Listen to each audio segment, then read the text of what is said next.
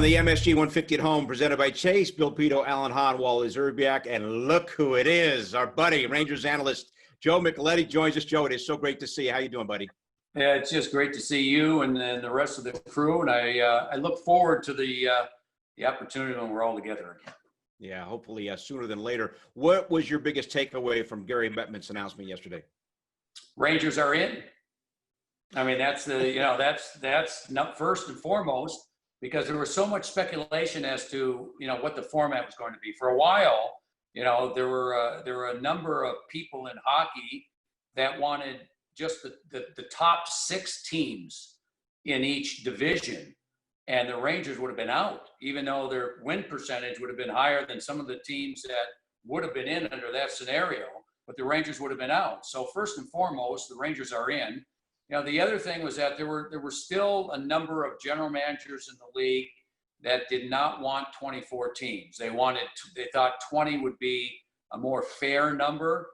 But you know what? I give a lot of credit to the league and to the players and everyone that got together on this, because we all know that the financial hit that's gone on in the communities and with sports, and so hockey was no different. And so they all got together. They knew this wasn't going to be perfect, but the fact that the Rangers got in, and I'll say this, I go back to the last few months before the stoppage, almost to a player, and certainly to their coach, David Quinn, who I was able to see almost on a daily basis. They felt that they were going to get in. That's how confident they were. And I couldn't disagree with them with the way they were playing. Yeah, Joe, I'm really excited about this. I think Gary Bettmans done a great job of getting creative. I think it's going to create a lot of interest for the fans. And I've been very adamant saying that if I had to put myself in this position as a player, I would be willing to do whatever it took in order to resume this season and crown a champion in both the NBA and the NHL. So how much do you think the players in the NHLPA had to step up in order to help make this happen? I would say this, that most of the players agreed with you, Wally, that they wanted to come back and play. I mean, that was first and foremost. The NHL is a little bit different in regards to salaries, because it's a revenue share in the NHL, which means that these players, every paycheck, they had to put a portion of their money into an escrow account. And then when the season was completed, the Players Association and the owners would get together and they would agree on what the total revenues were. And then the players and owners would split that. And so there have been many years where the players have lost 10 to 15% of their salaries. And that was something that really bothered the players over these years. And now the numbers I heard, if they didn't play this year, and they still might not, there's a lot of things have to happen. But the players are really concerned that maybe that escrow amount would be 30, 35%, and maybe even higher, or somewhere in that range next year and the year after. So there was, again, with what you're saying, players felt the same way. Let's get back and play. Obviously, safety has been something that's on their minds, especially for some of the older players that now have kids and have been around in the league for the last 10 or 12 years. A little bit more concern there. But I think across the board, Wally, these players wanted to get back and they wanted to play, with the understanding that, this format's not perfect. It's different than what it had been before. But they all agreed that, we all have to give a little bit in order to get back and play. You mentioned the format, Joe, and a little bit earlier, you discussed just a little bit of 24-team setup. And, as we're watching what the NBA does as well and seeing what's going to work, because we've never seen this before, is restarting a season. How do you do it when there were games left in the regular season? What do you think of the final plan that did come up with, the idea of a play-in, inviting more teams, including the Rangers who are on the outside, and then getting into the playoffs that way, rather than just starting right with the 16 teams in the playoffs? Well, Alan, here's why I think it's the right thing to do, because as I mentioned, I'm just talking about the Rangers, how close they were. And if you go back to January, a lot of people thought they were out of it. They were 10 points out of it, and nobody thought that they had a chance. And yet they make this climb, and then they get to within a point. And so, but they weren't the only team that was that close. Minnesota, Arizona, there were a lot of other teams that were right on the cusp and maybe playing those extra 10 or 12 games of the regular season, they would have been able to get in. So to include them, I think, was really important. And I think it was a fair way to go about, just continuing this thing. So that in itself, I think, was a fair way. What I don't think is really fair is the Boston Bruins, arguably the best team in the league the entire season. They've got to go through now what looks like it's going to be some sort of round robin. They won't have to participate in this first best of 5 that the other 16, the bottom 16 teams will have to participate in. But here are the Boston Bruins. I don't want to say ran away with the league, but they were clearly, to me, the best team in the league throughout the regular season and should be the #1 seed in the East. There's a chance they could end up being the 3rd or 4th seed with this 3-game round robin that they've got to play. And Philadelphia, excuse me, the 4th seed, they have a chance to be the #1 seed in the East. That, I think, is a little bit unfair. But you have to remember something. The players on those top teams, they didn't want just a bye. They felt it would have been unfair if they had a bye and didn't play, and these other teams, having not played in 3 or 4 months, got to play some games, and they'd probably go in against those teams a little bit of an edge because of that. So, you're trying to balance all this out, and certainly there are a few things that are unfair, but I think overall, I like what the league did. And Joe, we've touched on, and you've mentioned Rangers, Canes. We know that's happening. Best of 5. The Canes reportedly one of the teams that voted against the format because they didn't want to play against the New York Rangers. Obviously, you have to take into account the layoff, but how do you see the series? Well, you make a really good point. And I think, Bill, that when that series starts, Coach Quinn just might put up on the old board, this team didn't want to play you guys. They voted. They're only one of 2 teams of the 31 to vote no to this proposal. So I think the Rangers might use that a little bit in their favor. The other thing is this. The Rangers have dominated Carolina for years, whether it's in Carolina, whether it's in New York. The Rangers have been a dominant team. Now, a lot of the games have been close. They've been low scoring, they've been close. But the Rangers have found ways to win. And that's got to be concerning for Carolina, and probably one of the reasons why they voted no, because the matchups had already been talked about before the vote. So you look at that, and you have to remember one thing, or a few things.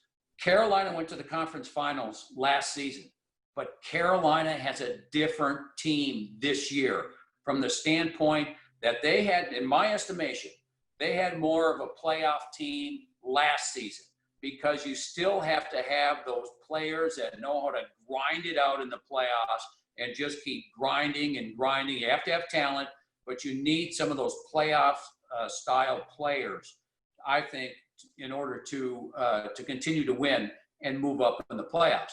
The other thing is this. The Rangers, here's why I think the Rangers are a better team than what their records show.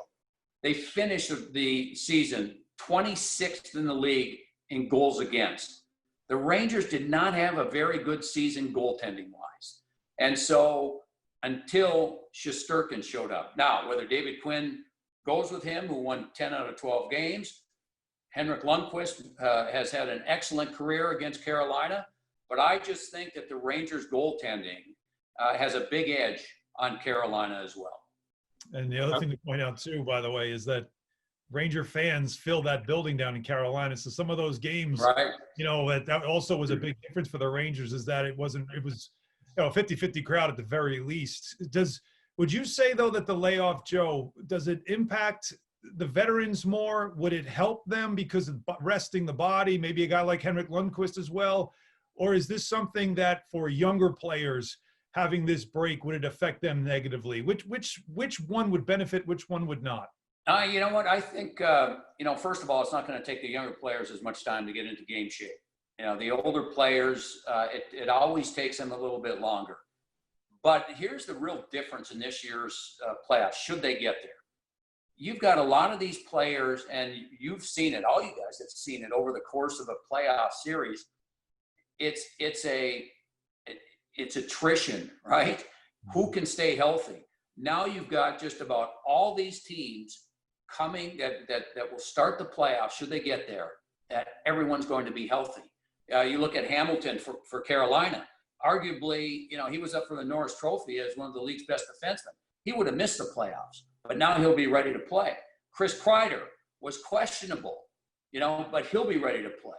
So I think there's a combination of young players will make it a little bit easier, but the fact that some of these players have been able to get healthy and rest those wounds will really help.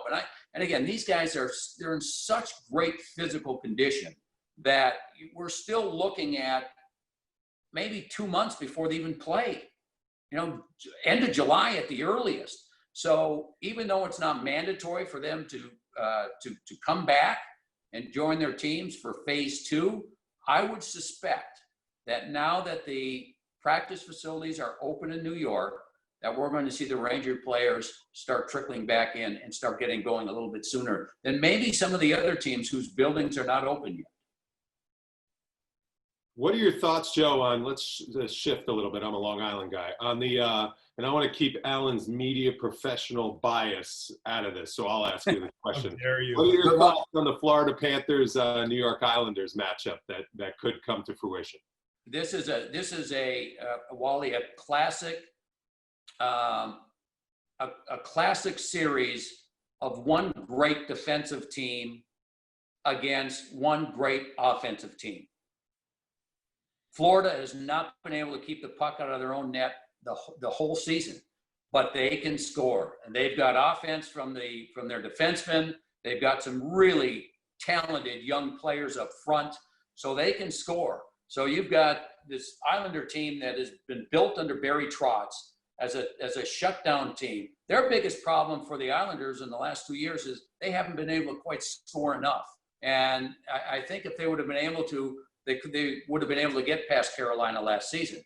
But they know how to defend, and they get good goaltending. So that's going to be the matchup. Can the Islanders stop the offense of the Florida Panthers? Because I think the Islanders will score a little bit more, unless Sergei Bobrovsky, that the high-priced free agent that they signed to play goal for Florida, if he should somehow find his game. But he's had a horrific season and hasn't been able to stop anything. But if this break is able to kind of get him refocused and find his game, then that could be the difference in the series. If he can't, the Islanders win. Joe, then there's the NHL Draft Lottery. How are you up on that right now? Well, what's interesting? I talked to Jeff Gorton, the Rangers general manager, last night about all this stuff that's going on, and to this, as of last night, he had already had 60 Zoom videos with potential draft picks. Now remember, the Rangers have 2 first-round picks. I believe the Devils have 3. And so he said what's been different about this is that normally when they go to interview these players, they're so limited on time. They have these different opportunities where all the teams are there and they'll get a short period of time. But what has happened now with Zoom is that they can take as much time as they want. And they've really had an opportunity to get to know some of these players even better. The Rangers obviously don't want to be one of those 15 teams that gets the pick, that gets into the lottery. They will be if they don't win their first series against Carolina. But it's going to be interesting. Ottawa has, I think, a 25% chance of getting the first pick because they have 2 really high draft picks. And so, this is all going to take place after the Stanley Cup is awarded, whether that's in September or October, we'll see. But it's always fun and it's always interesting. And these teams that the 7 teams that are in right now, they're not making it. But there's a chance, slight chance, for those 8 teams that don't make it to the playoff round to have a chance also. All right, Joe. Hey, we'll leave it there. It is so great to see you, and hopefully we will be able to see you soon in person. I hope so. Thanks so much, Bill. Great to see all you guys. Thank you, guys.